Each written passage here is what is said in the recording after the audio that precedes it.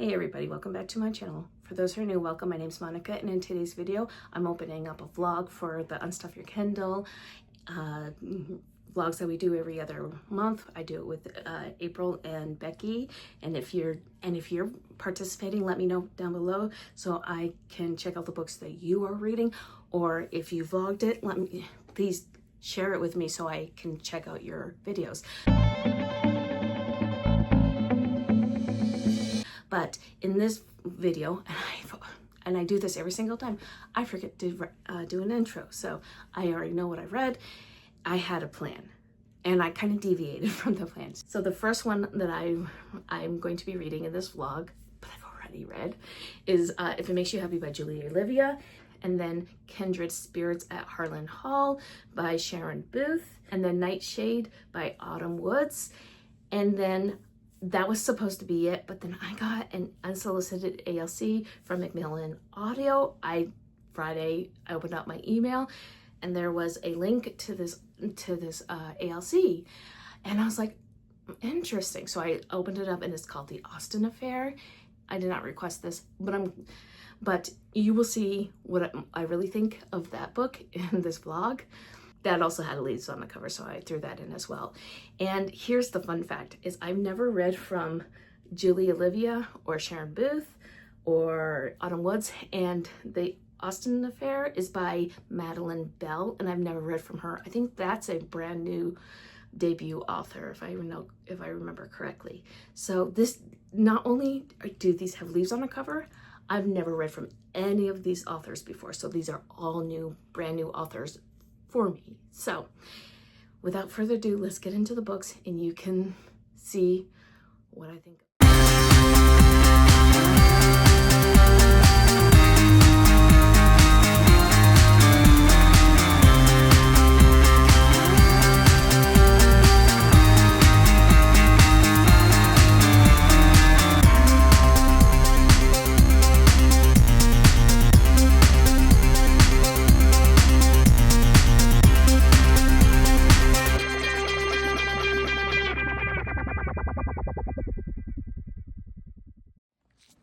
Hey guys, it is,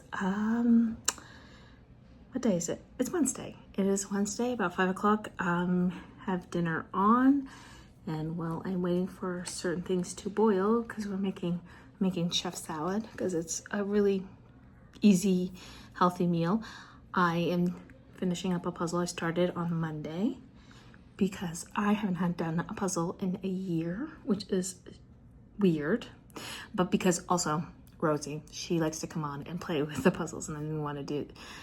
And I just got tired of fighting her over the puzzles. Anyway, so I'm towards the end of the puzzle, so it's all the harder pieces that I'm trying to figure out where they're at. I have about an hour left of the Julia Olivia book. What was it? Okay, it's gonna tell me. It takes place in the 90s, and so I've had to reorient my brain a couple times because it takes place in the 90s, and I really love the whole thing.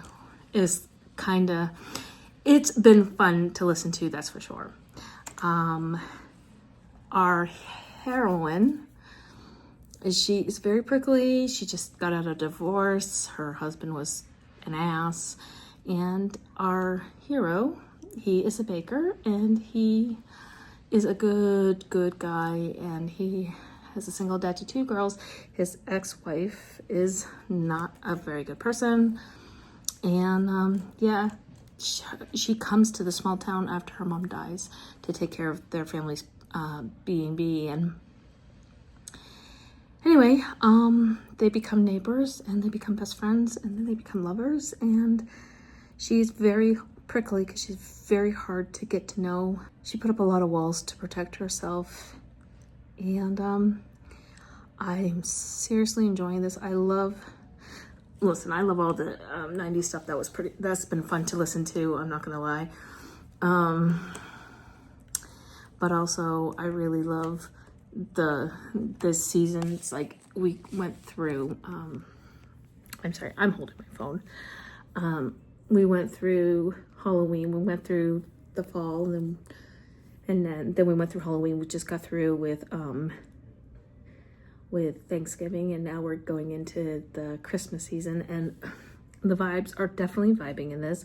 The romance is really good. Like, I am so, like, she's a little frustrating. I'm not gonna lie. She's a little frustrating because they both have feelings for each other, right? And he's more willing to say something than she is. But I understand her, because when you've been burned as bad as she's been burned, it's a little hard to put yourself back out there. And after, with her mom suddenly passing, and then she has to take care of this and she's finding more out about her mom that she didn't know because she had some issues with her mom. It's really a good book. Like, I am thoroughly enjoying it. I'm enjoying the romance. I'm enjoying the characters. I'm enjoying the small town. Small town's pretty funny, especially when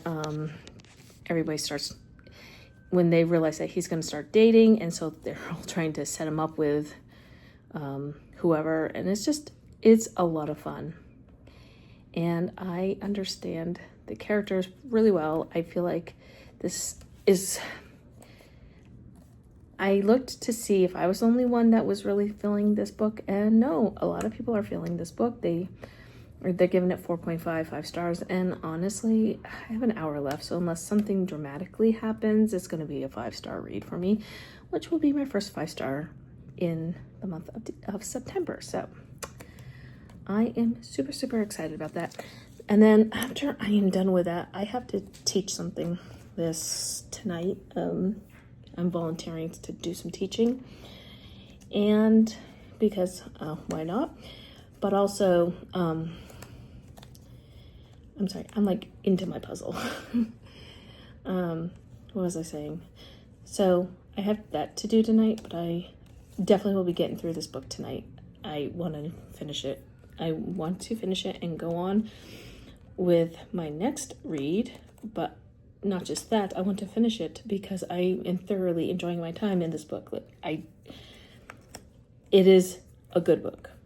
It has all the vibes I've been looking for, and it has the romance, it has the characterization. They're growing as characters, which I am a sucker for great character growth. Anyway, so yeah, that is my... I'm sorry, I'm moving back because I want to sit back. So I'm just in here with Ralphie. He's sleeping, and I'm working on my puzzle while I finish this book. And yeah. Hey guys, it's Thursday afternoon, and I'm about to go into the post office, and it's been kind of a long day. I finished my first book, which was If You Leave Me, I think that's what it's called. It's the Julia Olivia book. I gave that 5 stars. Oh my gosh, that was so freaking good. I'm sorry if you hear it is 90 degrees in September, and I'm not about to sit in here without air. So back to the book. Yeah, no, it was fantastic. Absolutely loved it. There was one part towards the end when they were at Christmas celebrations together that I was like, oh, this might go bad, and I really was prepared to lower my rating because of that one thing, but it didn't actually. It turned out to be a very good thing. I love the feels. I love the whole thing, especially the 90s nostalgia. I loved the characters. I loved how prickly our heroine was. Michelle, she was prickly, but her and Cliff just got each other, and I loved their love story. It was well written. It was well executed. The plotting was good. I loved the whole plot with his 2 girls, and honestly, I absolutely loved it. I loved the feels, the small town feels, as well as the Halloween, and then the Christmas and the Thanksgiving vibes. This whole season, the Burr season, I was really, really happy about everything about this book. I couldn't stop listening to it. 5 stars, easy 5 stars. And then now I am 74% of the way through Kindred Spirits at Harling Hall because I finished the Julia Olivia book last night. And now this one it's on the shorter side, and it is a cozy, I thought it was going to be a cozy mystery, but it really isn't a cozy mystery. So our heroine, she sees ghosts, as does her daughter, but she forgot that she saw a ghost because of her mother and her father.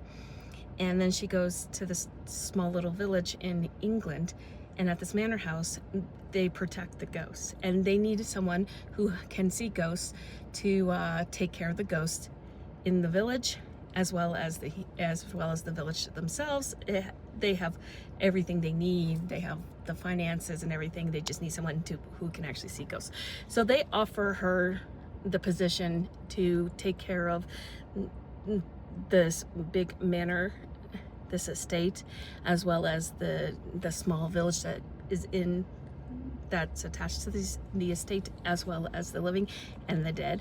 And at first she's like, no, but then she finds out that her daughter can actually see ghosts, and her daughter's like, yeah, we're gonna do it. And it is really very interesting how she wrote this book. I think her name is Sharon Booth, and this is my first, I've never read a Julia Olivia book before, and that was 5 stars. This one is, I've never read a Sharon Booth, and this one, I'm really enjoying it. It's a solid 4 stars. I absolutely love my time. It's going pretty quick, and I love the character development where they sort of just have to admit things. Even the ghosts, they're learning things, and I love the world that she's building. We do see a romance developing between Brody and our I'm trying to remember her name. I think her name was Cassie. All that errands, and then I have to take my sister tonight to get some imaging done. She has to have an MRI done. So I will be probably finishing this one up while I'm waiting for her for her MRI, and then the next one is Nightshade by Autumn Woods, which I'm super, super excited about that one. So, hey guys. Okay, so I wanted to give you guys an update. It is Saturday evening, and I will have to say that I really enjoyed Nightshade. I finished it yesterday evening during sprints, and I'm giving it 4 stars. I really loved the gothic vibes. I really liked the suspense plot. She was being stalked. We didn't know who was stalking her. She was trying to look into everything that happened with her parents, but unfortunately her parents were killed in a helicopter accident 4 years earlier, and she doesn't know what. It wasn't even ruled an accident. It ceased to exist, except that she was still alive and knew that her parents were killed, and no one knew exactly why and why they were, and she wanted to know. And obviously I would too. So that was her motivation, and I thought her motivation was very interesting. I really loved the romance and how it developed, where she really hated him, and then he really won her over. The whole school thing, especially with the other students, were crazy. They were a little crazy, but I really enjoyed it. It was giving the dark academia gothic vibes that I was looking for. It gave a really good romantic suspense. The suspense plot was fantastic. It did not supersede the romance or the plot of the book, and I really loved the romance. It did leave us on a cliffhanger, which I'm kind of annoyed about because I hate cliffhangers. If you've been around here, you know. So yeah, no, 4 stars for that one. Now here's the thing, I was gonna stop at that one, but I got a ALC. It's called, I'll show you, it's The Austen Affair, and it has leaves on the cover. And I didn't think I was going to put this one in here. I'm over halfway through The Austen Affair, and this is by Madeline Bell. I believe this is a debut novel, and it is time travel. It's about these actors. They are filming a new version of Northanger Abbey by Jane Austen. I love Northanger Abbey. I love Jane Austen's work. I love these period dramas. In the plot, they end up getting electrocuted after fighting while trying to film, and they go back to Regency England. And while they're there, he is mistaken for one of his dead ancestors, who was supposed to have been killed at Waterloo. right? So that's the plot. And now they have to find their way back. And at the beginning, they really did hate each other because he was a dick to her. I mean, he really was. He was mean to her. And she was just grieving because her mom passed away from cancer. So trigger warning for that.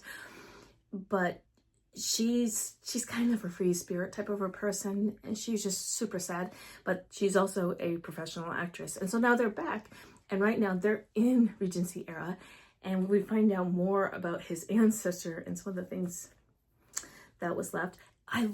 So far I'm absolutely vibing with this book because I absolutely love the references to all the Jane Austen's adaptations. She literally quotes Jane Austen lines to him. Our heroine, her name's Tess, and our hero, his name is Hugh, and I just absolutely love their banter back and forth. They just really do. At first they didn't get along, but then stuff happened. Anyway, I really love this book. I am really having a fun time with this book. It's hovering around to 4 stars right now. There's one scene that made me laugh out loud because one of my favorite adaptations from a Jane Austen is actually Austenland by Shannon Hale, and it is about this woman. She goes to a Jane Austen themed Regency era hotel type thing. It's a manor house, and she gets to live her Jane Austen dream, and she gets the poor package. And so there's one scene in that movie, but it's actually in the movie, the scene. It's not in the book because I read the book as well. And the book's definitely slightly different than the movie, but I love Jennifer Coolidge. She's one of my favorite actresses. And so that's one of the reasons why I watched it, that and I had read the book. But anyway, there's one scene in there where our heroine in that one, she starts playing It's Getting Hot in Here by Nelly. And in this one, Tess, she knows how to play the piano. Hugh doesn't know she knows how to play the piano or sing. So she goes there and she starts playing the opening, dun dun, like it's getting hot in here. She started the first couple of chords on the pianoforte of that as a nod to Austenland, which I thought was fantastic. And it made me laugh out loud. So anyway, I'm loving, I'm just really vibing with this. It's, like I said, it's probably going to be a 4 stars. Hey guys, it is Sunday evening and I'm here to give you a final update and close out this vlog, and you'll see this next week. So, the Austen Affair. The Austen Affair, I really, really liked it. It was a quick pace, historical romance because it started in present day. His name was Hugh and she was Tess, and they were acting on Northanger Abbey. They were not getting along. They got electrocuted, went back in time to Regency era. I think it was 1815, and his family was a part of the aristocracy. And Ralphie is being Ralphie, so if you hear the barking, that's Ralphie. And I really, really liked this. There was like one spicy scene in it, and honestly, that's all that it needed. It did not need any more than that. But I could still feel their connection and their bond, Hugh and Tess. So someone's gone down to take care of Ralphie. Okay, what was I saying? Okay, Austen Affair. So he was having Tess pretend that she was a widow, so she'd have more freedom because they met in a compromising position. But he got to meet his great-great-great-great-grandfather and his great-great-great-great-great-grandfather, and the people at that time thought he was the original Hugh Belfleur, who was killed at Waterloo. And that came in with some pretty shocking things that happened. I really loved the characters. I really loved how she wrote the characters in 1850 and how they were kind of like an Austen type of a characters, but she did not try and reinvent the wheel. She did not try to do something that Austen has done or try to remake an Austen work. She didn't do that.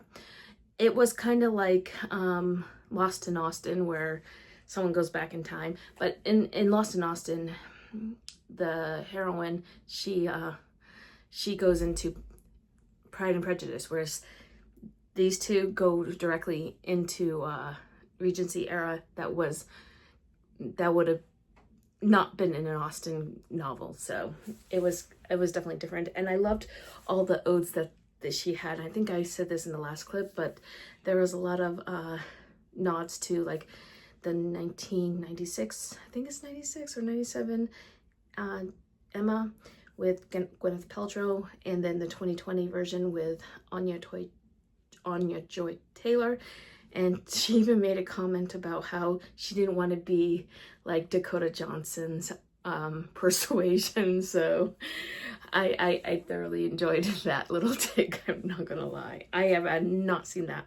I will not see that. I am a big Austen fan, Jane Austen fan. So, and I love a lot of the adaptations, but that one, when I heard what was being done, I was like, I don't want to do that to myself because I'll get really annoyed. So I didn't. But here's the thing, I didn't actually ask for this on NetGalley. It came unsolicited by Macmillan Audio, and I'm really happy they did that because I probably wouldn't have picked it up on my own. I'm giving it 4.5 stars. I was hovering around 4 stars, but I thoroughly enjoyed this. I loved the characters. I loved the romance. I loved all the character development that happened, and the character relationships between Hugh and his kin from 1815. And I really liked how I loved our heroine Tess. She was so strong, and she could read people really, really well. I absolutely loved her. So anyway, I am going to end this here. I think this was a very successful vlog. If It Makes You Happy by Julie Olivia, I gave that 5 stars. Then Kindred Spirits at Harling Hall by Sharon Booth, 4 stars. I loved the gothic vibes. I loved the characters. That was a lot of fun. And then Nightshade by Autumn Woods, I gave that one 4 stars. I really loved the whole gothic dark academia enemy, or it was actually hate to love vibes that was going on in that book. And then of course the Austen Affair, which was a surprise addition. I wasn't going to read it for this vlog, but I decided just to throw it in because it is an ALC, and I'm giving that one 4.5 stars, and I stand by that 4.5 stars. If this one is a good one to go into if you want to read a historical romance that has time travel in it, I would recommend this one. Okay, so that is it for this vlog. Let me know if you have read them or will you read them. Let me know everything down below. And if you made this far in this video and you want to let me know that you're here, please leave me the fall leaves emoji since it's leaves on the cover. And until next time, my friends, happy reading. Bye.